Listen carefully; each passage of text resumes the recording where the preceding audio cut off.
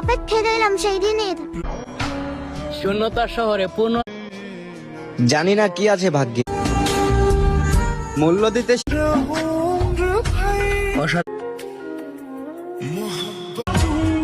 জোর করে কিছুই ভালোবাসা আর মৃত্যু।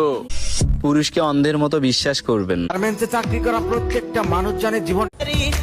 তবে একটা কথা মনে রাখ, আমি কি হয়তো আমাদের আবার আপনি না আমারে ভালোবাসতেন। যে জিনিস